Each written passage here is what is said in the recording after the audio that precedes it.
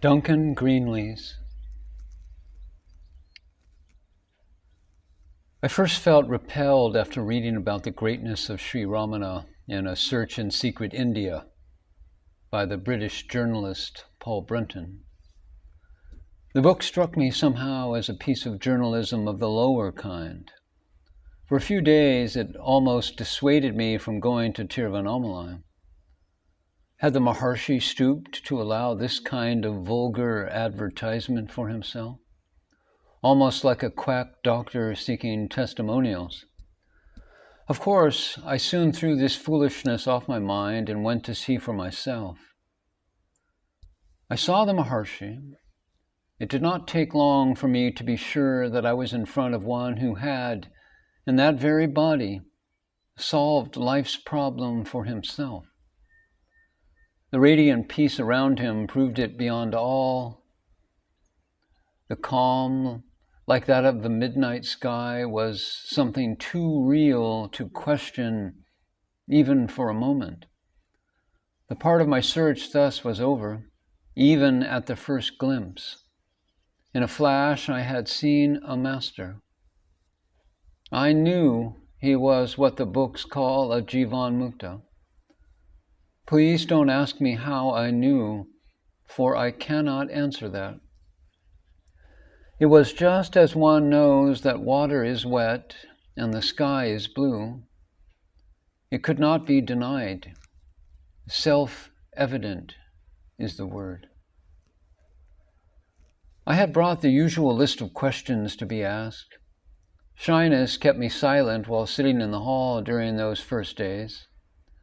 And before I broke that silence, the unspoken questions had solved themselves in their own irrelevance. It was a common experience. I only add my own testimony to that of many others.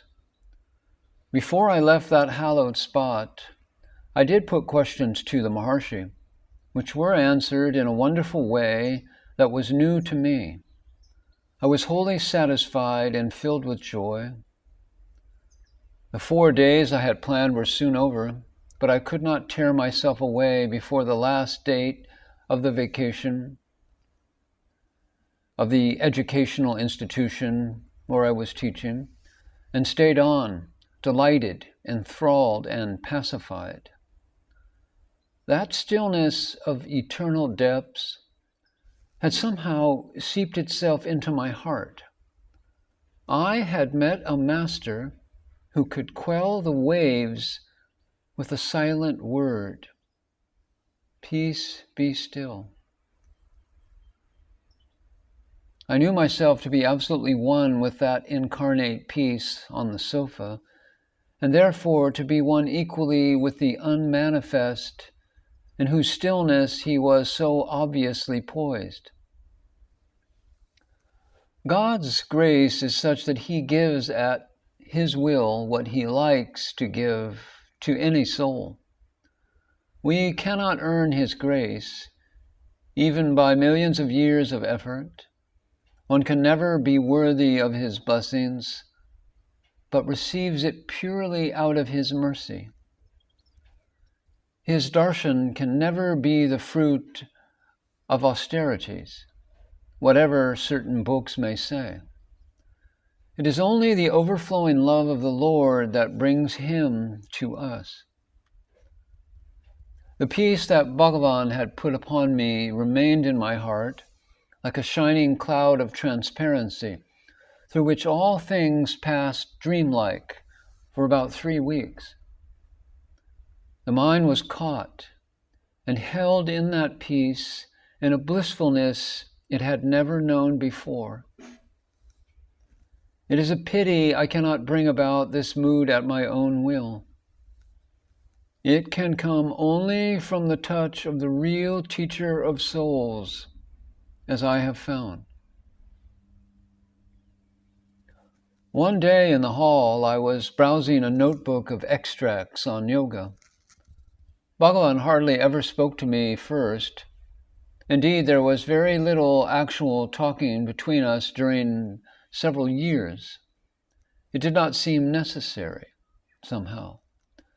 But that day he spoke to me in English and said, "What is that book?" I answered him, and he said quietly, "Read Milarepa." I read the book. It thrilled and stirred deep places in my heart.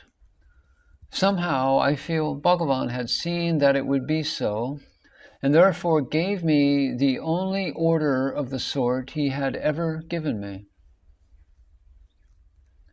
I have taken all the descriptions of the Jiva Mukta I could find in any scripture, Hindu, Buddhist, Confucian, Christian, Muslim, and Jain. And I searched others. I have watched Bhagavan under all kinds of circumstances and checked up what I have seen with those descriptions. I have not the smallest doubt that he alone of the men I have seen dwells always in Sahaja Samadhi, the natural state of perfect peace. Of course, I am not qualified to judge, for none but the saint can know the saint. I have seen him in a humorous mood. I have seen him play the host with delicate grace that seemed almost awkward at times. I have seen him quickly, motionlessly, challengingly, and defeating injustice or unkindness. I have seen him cutting vegetables for the ashramites long before the dawn. I have seen again and again how he solved the doubts, the agonies, the loss of faith of people of many types, often with a word, often with his healing silence, and a soft distance in his unmoving gaze.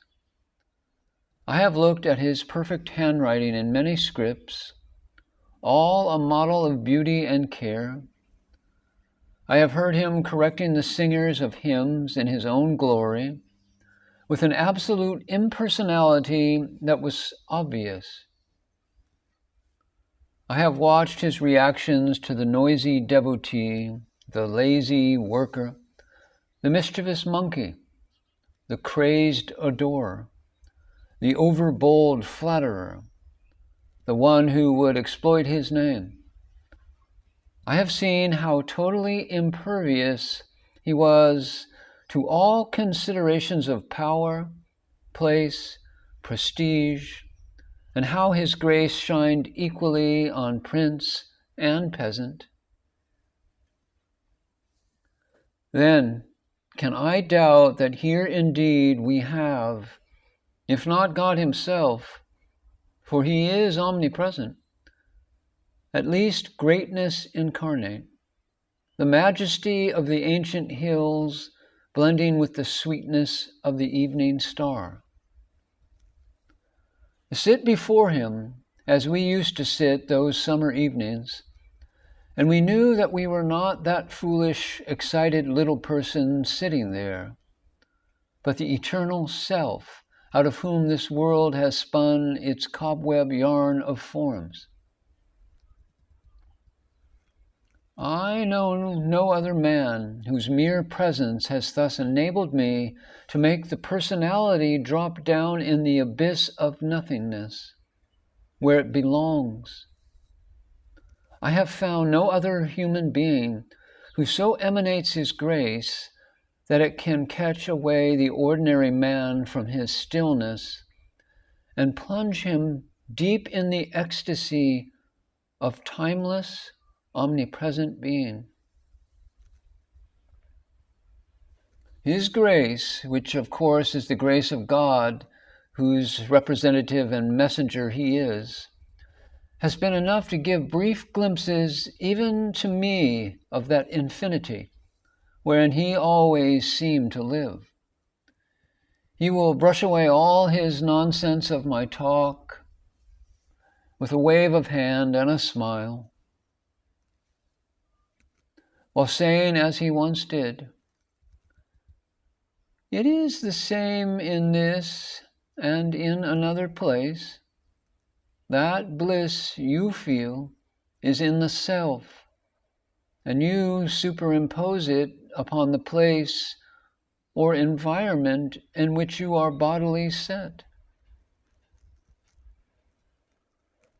But Bhagavan, we say what we like about you and the blessings we have received from you. We shall not let you interrupt our foolish words. It is our chance to publicly proclaim our debt to the silent teacher of Tiruvannamalai. Those who are in the ashram are very gentle, considerate, and kindly. The generous services were given by a friend who used to translate for me the Tamil answers to my English questions, and got translations approved by Bhagavan himself before giving them to me. Even the human hospitality of Bhagavan himself, though sometimes a little embarrassing to my innate shyness, perhaps, was always a delightful thing. His very presence among us is a benediction. His attaining a clear and unflickering vision of the self has raised the whole world a little nearer to the truth. His words have been an unfathomed ocean of comfort and inspiration to thousands. His silent peacefulness has revealed the eternal in human form, as mountains, seas, and skies above can usually reveal it.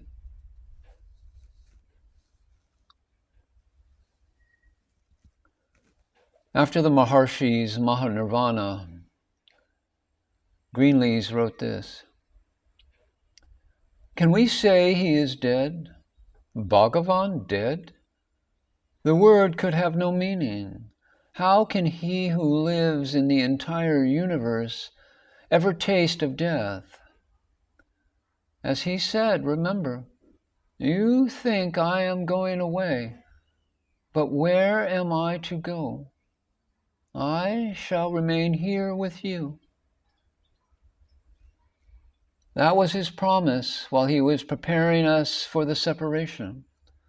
And those of us who lived in Tiruvannamalai hold firmly to the faith, which we feel confirmed by continual experience, that Bhagavan has kept that promise and is still to be contacted here in the ashram as of old. Like Sir Das darkening the physical sight so that he might see clearly the light within, Bhagavan has dimmed our outer sight so that the inner vision might be filled with his eternal light. He has veiled the outer form we love so well, that its beauty might no longer draw our gaze away from the everlasting presence enthroned in our inmost heart. Bhagavan's light shines with the everlasting clarity of God's own light. Extracts from Greenlees' poem, Sri Arunachala Ramana. Crowds gather always at his lotus feet. The fragrant blossom does not seek the bee. Its essence floats upon the waiting air, and fainting creatures hasten to the source, to lose themselves within the sweetness hid, deep in its resting heart, and there to swoon, away in all transcending endless bliss. O Shiva Yogi, mighty God, to thee, incarnate in this silent one, whose gaze can shrivel at a glance dark passion, and the clouds of ignorance that swirl around, the ever blissful and all-seeing self. To thee we offer flowers of our desire. Inspire within our hearts the soaring flame, that burns each Kartik on this glory hill. O Arunachala, reveal the one, the only being immanent, the self, within the dreaming self. Strike down our fears, and in our eager souls drop quietly the fragrant dews of the one Guru's grace, till at their magic touch all bonds decay. The Shiva Atma reigning, sea of motionless peace, still as the rocks of Arunagiri, stayed in heart of Arunachala, is Lord of silence and self of all.